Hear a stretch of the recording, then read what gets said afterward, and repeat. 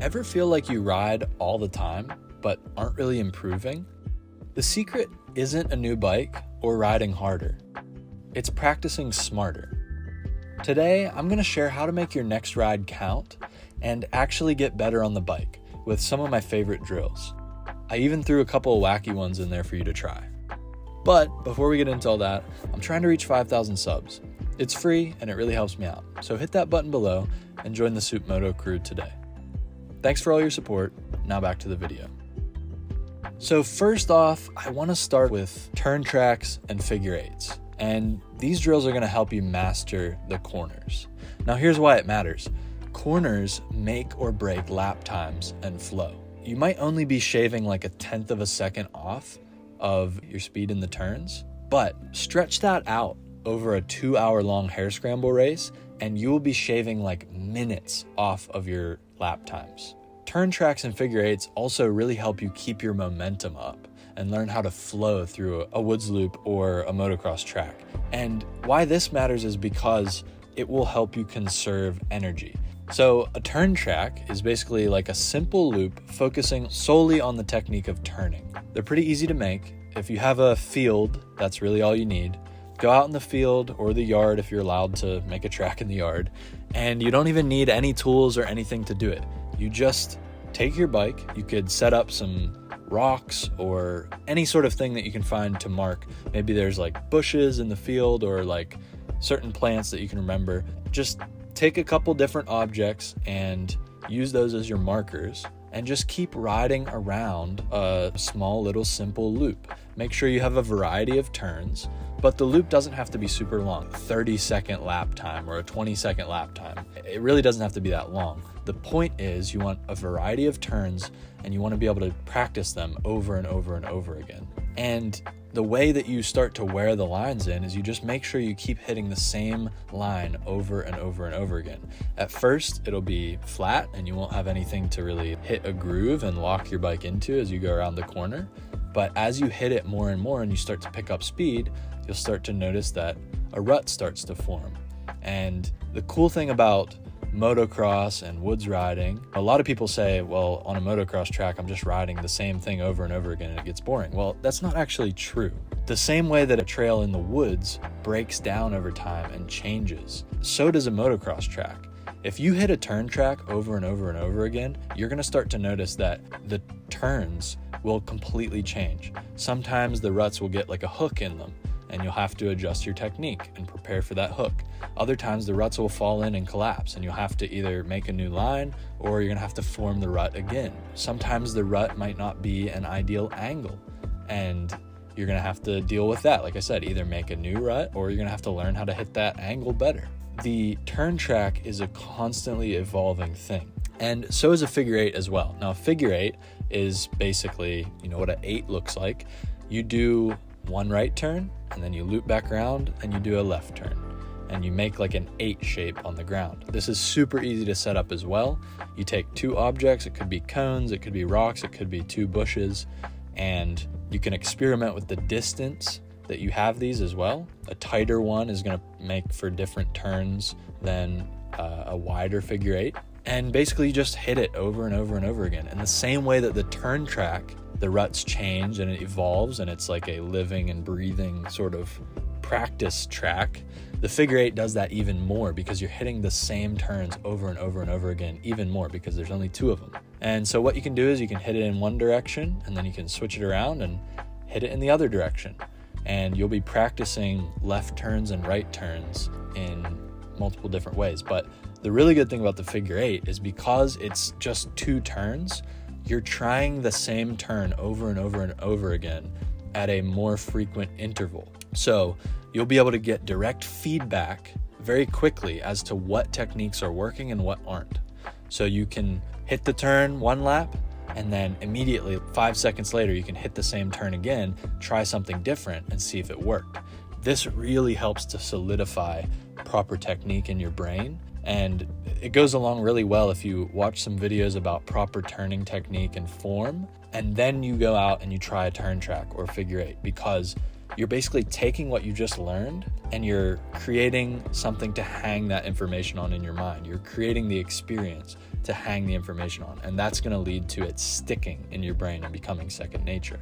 Some other variations you could try are keeping your feet on the pegs the whole way around the turn track or the figure eight, trying that for quite a few laps, and then switching and putting your foot forward in the turns and seeing the difference, seeing how you feel. I actually did this not too long ago, and I was surprised that I could keep my feet on the pegs the whole way around the turn track. Even though the ruts were getting really deep, I was still able to keep my feet on the pegs. And that was interesting for me because I've always heard, like, feet on the pegs is better, feet on the pegs is better. Obviously, some situations call for you to put your foot forward to weight the front wheel, but technique is sort of moving more towards the feet on the pegs route. And so I never realized how far you can actually lean the bike over with while still keeping your feet on the pegs. It was really eye-opening for me. So that's a technique that I'm going to use more often as I ride. And I hit this turn track for like 20 minutes straight, and I really solidified that technique, and I felt really locked into the bike. It was really eye-opening for me. Another thing you can try as a variation to turn tracks and figure eights is carrying your momentum without brakes versus using braking. So some laps you can just try to use no brakes, and other laps you can try the brakes, see what works, see what doesn't. You'll find that you end up flowing a lot better when you don't use the brakes, and you'll learn throttle control and clutch control and all that. So these are different ways that you can practice different techniques using the same drill. Another one is sitting versus standing through the turn. So do a couple laps trying to stand through the whole entire course. Do a couple laps trying to sit in each turn. Once again, trying different skills and techniques and form while using the same drill. The next drill is kind of a unique one, and that is the one-handed riding drill. So if you're on a motocross track, you can definitely do this.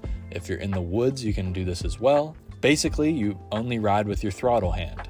And what this is going to do is it's going to teach you to control the bike with the rest of your body, basically your body language, rather than holding on with your hands. This is going to help you be a lot looser on the bike. It's going to reduce stiffness, and it's going to teach you proper form with your other body language other than just holding onto the handlebars. Another one similar is the seat off drill. You go around the track or the woods loop and you literally remove your seat from your bike. When you take your seat off your bike, it kind of forces you to stand up. It's like a trials bike, like you can't sit down because there's no seat. So it forces you to practice that technique of standing up, holding the bike in with your knees, learning to control that bike without sitting down. And it does get tiring. It does cause you to ride slower than you normally would, but it really, really helps you practice those important techniques. Another thing to remember is make sure you stay loose when you do these techniques, because stiffness leads to wasted energy and poor bike control.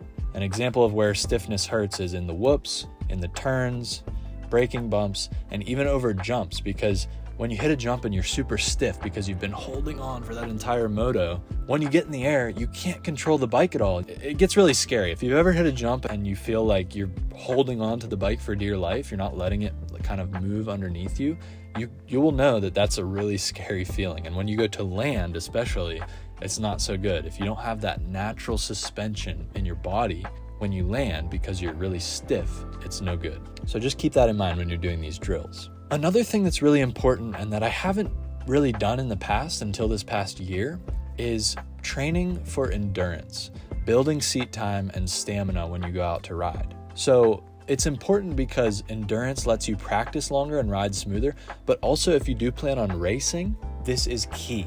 So normal motocross races are only maybe 4 to 6 laps. And if you can go out and try, and when you're training, do 15-minute or 20-minute motos, you're going to be so much better at those 10-minute motos because you've trained this endurance. Same with riding in the woods. Hare scramble races are hours long, so you have to be able to ride at a certain pace for an extended period of time. I like to use the Strava app. I have an Apple Watch. I put Strava on while I'm riding. I do the e-mountain bike ride because they don't have a motocross option. And I just go out and I track my time riding.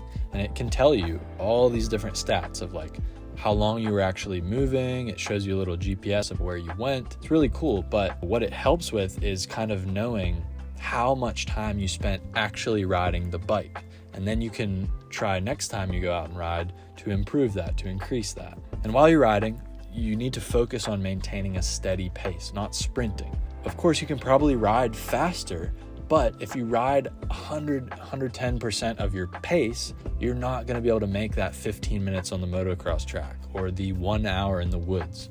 You're going to get tired out really quickly. So the best thing to do is to try to sort of spread your pace out over that longer period of time and try to be smoother, try to keep your momentum up, but you don't have to be sprinting the entire time. Endurance riding also does a really good job at reinforcing the skills you learned from these other drills like the turn track, because similarly to a smaller turn track, if you're riding a woods loop for a whole hour or you're riding a motocross track for 20 minutes, you're going to be hitting the same turns over and over again.